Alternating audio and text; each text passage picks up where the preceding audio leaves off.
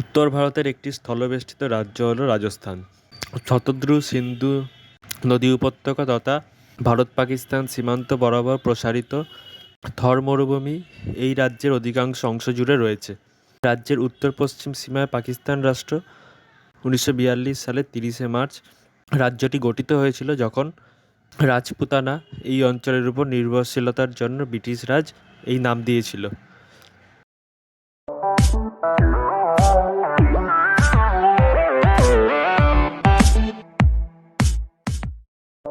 তাই আজকে আমি যাচ্ছি মরু শহর রাজস্থান। হাওড়া থেকে রাত 11:25 যোধপুর এক্সপ্রেস ধরে আমি রওনা দিচ্ছি যোধপুরের উদ্দেশ্যে। আমাদের রাজস্থান ভ্রমণ হলো 15 দিনের ভ্রমণ। আজকে 17ই ফেব্রুয়ারি আমি রওনা দিচ্ছি শনিবার যোধপুরের উদ্দেশ্যে এবং যোধপুর পৌঁছাব সোমবার ভোর 5:30টায়। হাওড়া স্টেশনের 9 নম্বর প্ল্যাটফর্ম থেকে ছাড়বে এই ট্রেন।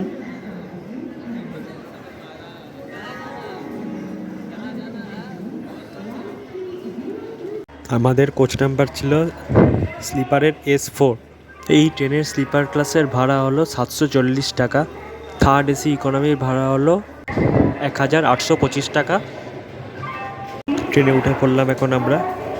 আমাদের ট্রেন হাওড়া জংশন থেকে ছেড়ে দিল রাত 11:25 এবং 1813 কিলোমিটার পাড়ি দেওয়ার পর আমাদের এই ট্রেন পৌঁছাবে সোমবার ভোরবেলা 5:25।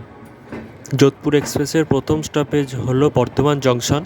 সময় রাত 12:29।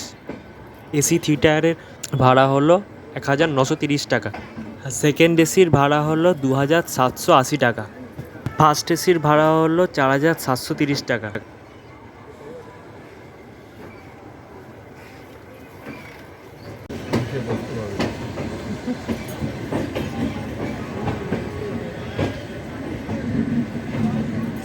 রাত 12:30টার সময় আমাদের ট্রেন ঢুকে গেল বর্ধমান জংশনে। এই স্টেশনে এই ট্রেনের দাঁড়ানোর সময় হচ্ছে 2 মিনিট। এরপরের স্টপেজ হলো আসানসোল জংশন। পৌঁছানোর সময় রাত 2টো। যেহেতু অনেক রাত হয়ে যাবে তাই আর দেখাবো না, আবার কাল সকাল থেকে দেখাবো।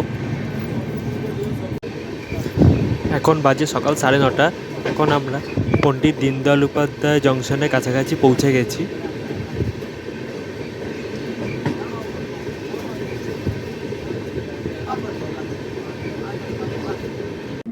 পণ্ডিত দীনদয়াল উপাধ্যায় জংশনে এই গাড়ির নির্ধারিত সময়ের 20 মিনিট আগেই পৌঁছে গেছে এই স্টেশনে।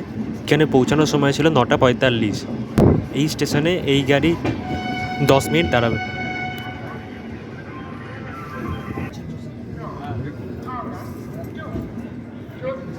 Is arriving on platform number 7.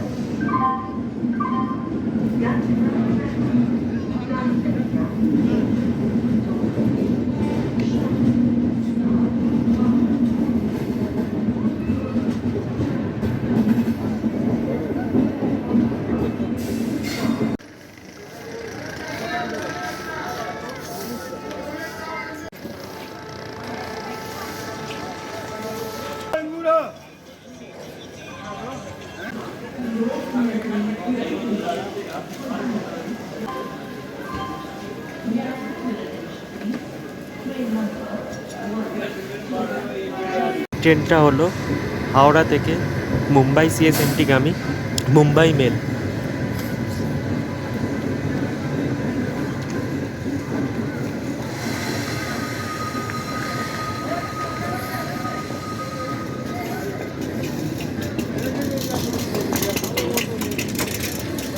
আমাদের ট্রেন ছেড়ে দিল পণ্ডিত দীনদয়াল উপাধ্যায় জংশন। আমাদের এই ট্রেনের পরবর্তী স্টপেজ হলো প্রয়াগরাজ জংশন।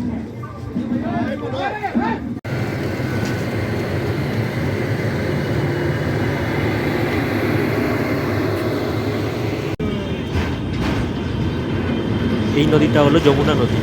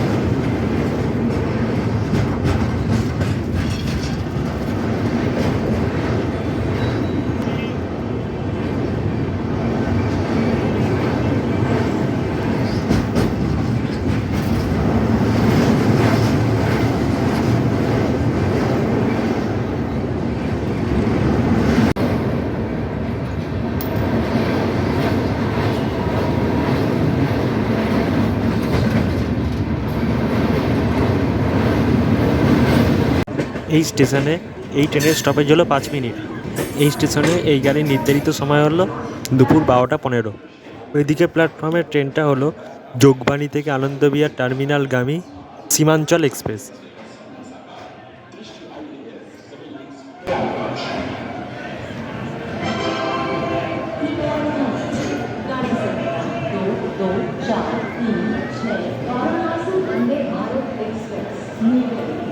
এবার আইআরসিটিসি থেকে ননভেজ থালি নিয়ে নিলাম। এখানে আছে ভাত, ডাল, একটা সবজি, 2 পিস রুটি, একটা মিষ্টি, আর রয়েছে 2 পিস চিকেন। ট্রেনের পরবর্তী স্টপেজ হলো কানপুর সেন্ট্রাল। এই ট্রেন এই কানপুরে পৌঁছানোর সময় হলো দুপুর 2:50, কিন্তু এই ট্রেন এখন 1 ঘন্টা লেটে চলছে।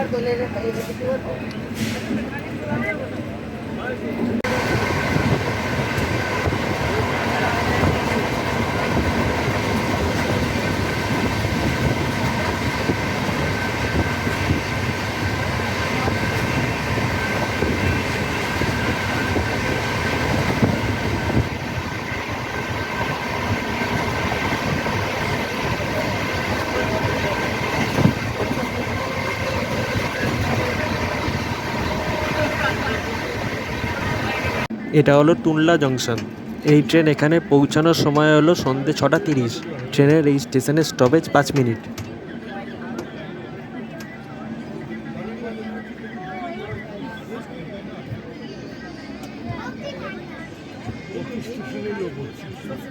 এইটা হলো আগ্রা ফোর্ট স্টেশনের কাছে। এটা হলো যমুনা নদী। এখন যেহেতু রাত্রিবেলা হয়ে গেছে তাই তাই এখন যমুনা নদী দেখা যাচ্ছে না, এবং এখানে তাজমহলটাও দেখা যাচ্ছে না।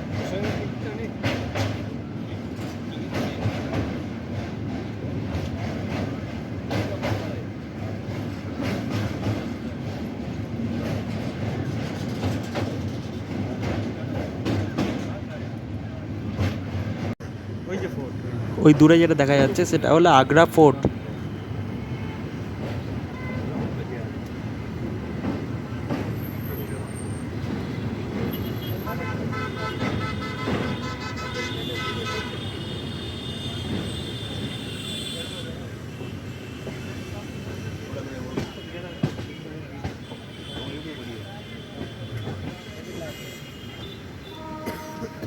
এই তো ফোর্ট, এটা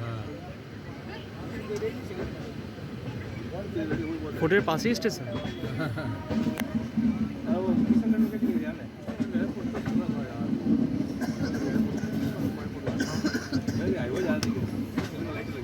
তখনকার রাজা কি ট্রেনে করে যেত?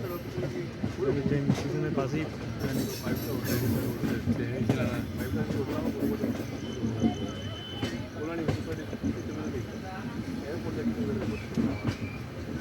দিনের বেলা হলে বোঝা যেত ভালো।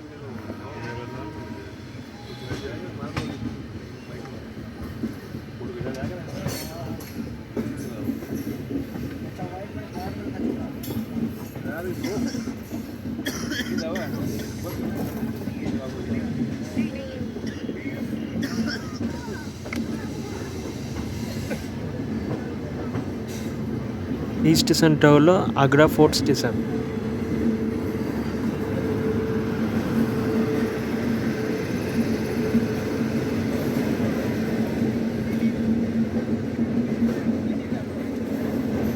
অবোধ এক্সপ্রেস, অবোধ এক্সপ্রেস কি ভিড় পেয়েছো?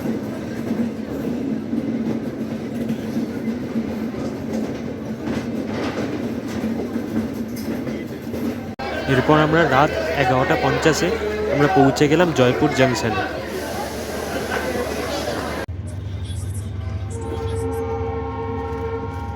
এই স্টেশনটা হলো মেট্টা রোড জংশন। এখন সময় হচ্ছে ভোর 4টে।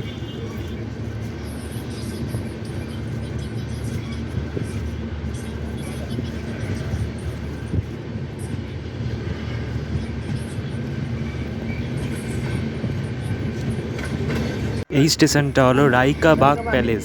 যোধপুর জাংশনের আগের স্টেশন হলো এই রাইকা বাগ প্যালেস।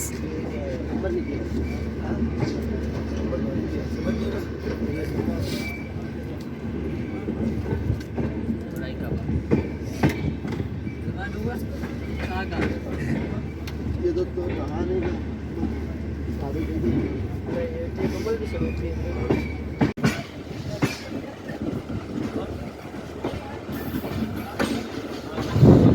আমাদের ট্রেন পৌঁছে গেছে যোধপুর জাংশন স্টেশনে। এই ট্রেন নির্ধারিত সময় থেকে 1 ঘন্টা লেটে আছে। আমাদের এই ট্রেন যোধপুর স্টেশনে পৌঁছানোর সময় ছিল ভোর 5:25, কিন্তু এখন সময় হয়েছে ভোর 6:25।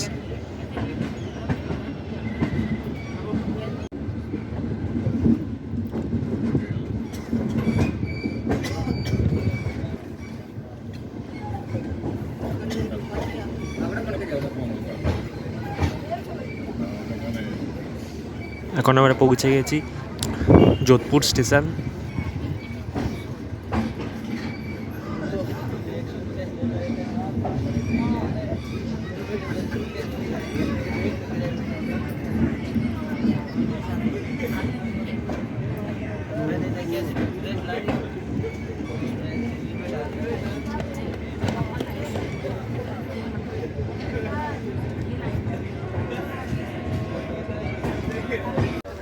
আমরা নেমে গেছি যোধপুর স্টেশনে।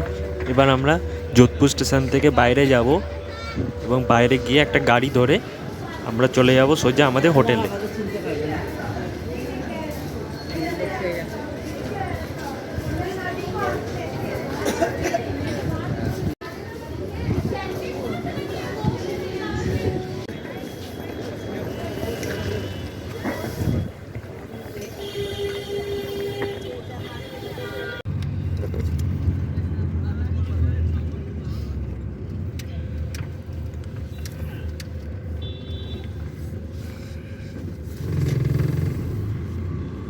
এটা হলো আমাদের হোটেল যোধপুরে, হোটেল রত্নাবলী।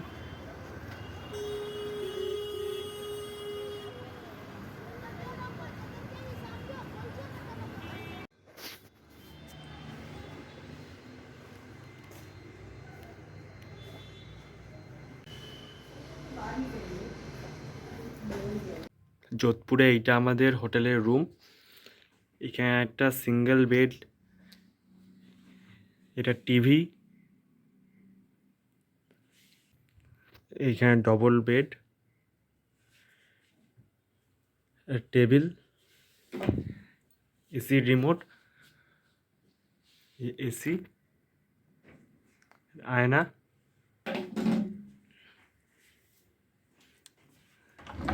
এটা ওয়ার্ড্রপ,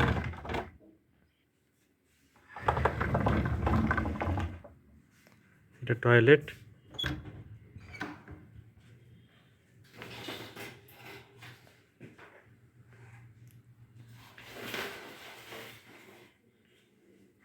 বেসিন,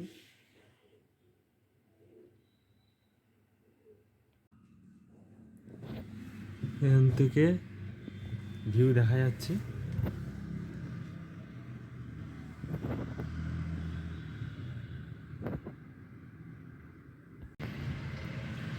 জানলা দিয়ে ফোর্ট দেখা যাচ্ছে একটা।